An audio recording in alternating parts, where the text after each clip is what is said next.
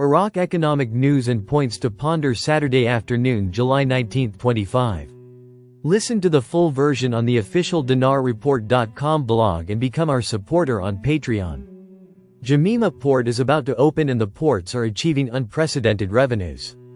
July 19, 2025 Baghdad, Qusay Munthar. The Jamima border crossing with Saudi Arabia will soon enter service, boosting trade and economic exchange between Baghdad and Riyadh. This comes amid government efforts to open new windows to support the national economy and expand foreign trade routes, in line with the government's current regional openness plans. Lieutenant General Omar Adnan Al-Wili, head of the Border Ports Authority, said during the conference yesterday that the Border Ports Authority has completed the administrative procedures and official recognition of this crossing since 2020. Opening an outlet, he added, the current government and the House of Representatives were determined to open the crossing as soon as possible.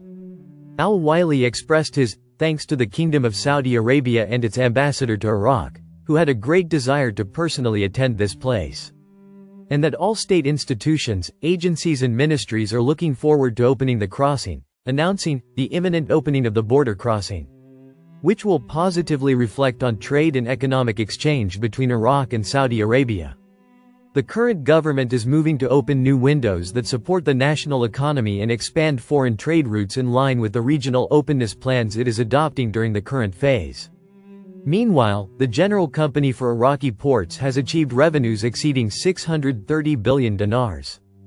The company's general manager, Farhan Al-Fartusi, said in a statement yesterday that total revenues for the first half of the current year amounted to 630 billion dinars. A clear increase compared to last year's revenues, which amounted to more than 486 billion dinars, stressing that these figures reflect the increasing performance and operational efficiency of Iraqi ports.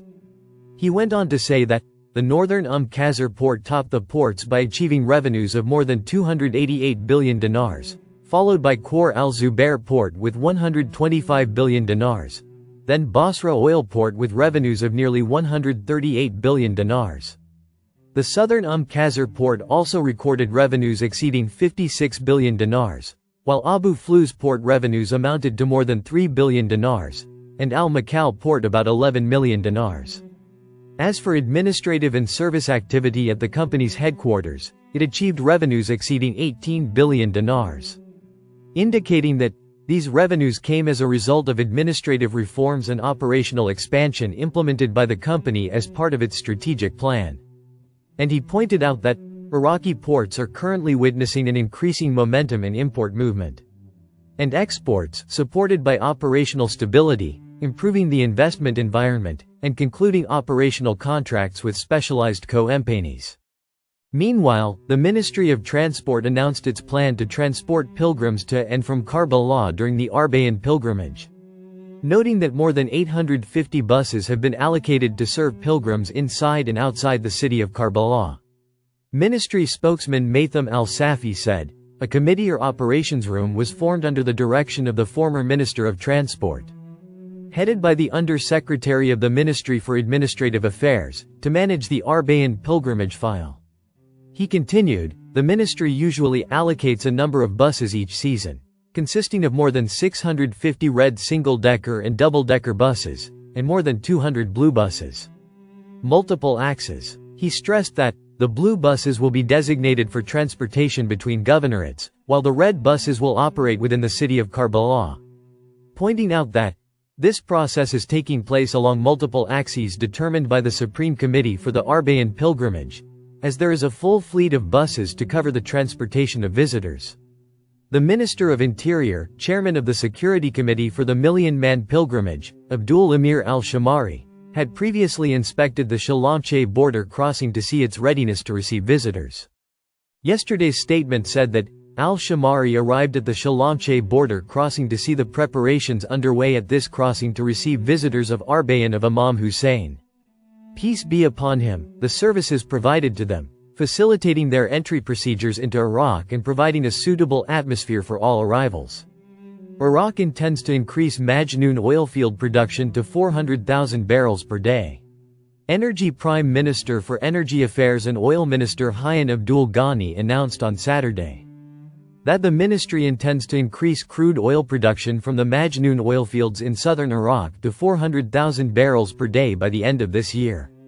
This came during his visit to the DS2 station in the Majnoon field, where he reviewed the implementation phases of the Vital project, which began in 2018 following its receipt by the Basra Oil Company. The project currently stands at more than 85% completion, according to a statement issued by the company. The statement quoted the minister as saying, "Completion of the station by the end of this year will increase the Majnoon field's production capacity to 400,000 barrels per day."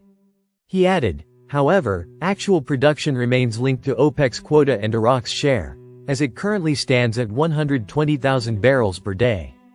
He pointed out the importance of the station's complementary projects, particularly the connection of wet oil units designed to accommodate oil with a high reservoir water content, stressing that this step enhances production efficiency and sustainability. The Majnoon field is one of the key fields feeding Total's gas projects. Gas will be collected from this station and pumped to the Artawi site, where the main processing plant will be installed. Barzani discusses with Washington the resumption of the region's oil exports. July 19, 2025. Erbil, Farid Hassan Kurdistan Regional Government, KRG, Prime Minister Masroor Barzani discussed the general situation in Iraq and the region with the Chargé d'Affaires of the U.S. Embassy in Iraq, Ambassador Stephen Fagan. A statement received by Al Zaman yesterday said that the meeting that brought them together in Erbil discussed ways to strengthen bilateral relations and the general situation in Iraq and the region.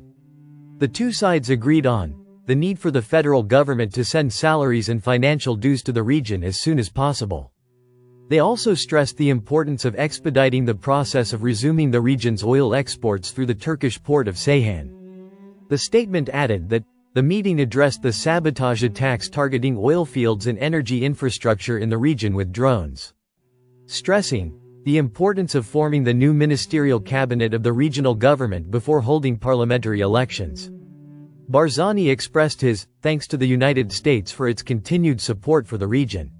For his part, Fagan affirmed his country's support for the federal entity of Kurdistan and its support for a strong region.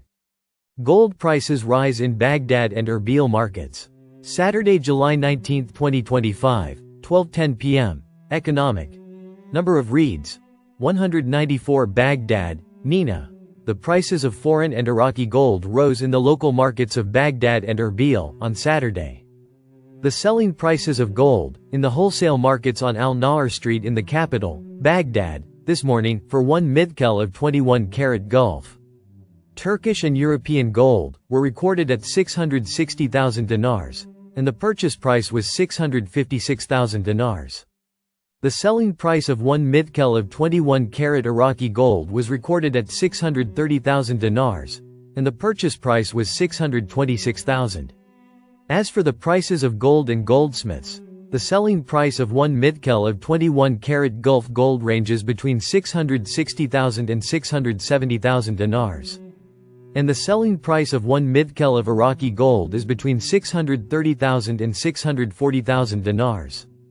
As for gold prices in Erbil, they also recorded an increase, as 22-karat gold was sold for 690,000 dinars, 21-karat gold was sold for 658,000 dinars, and 18-karat gold was sold for 564,000 dinars. Listen to the full version on the official dinarreport.com blog and become our supporter on Patreon. Source: dinarrecaps.com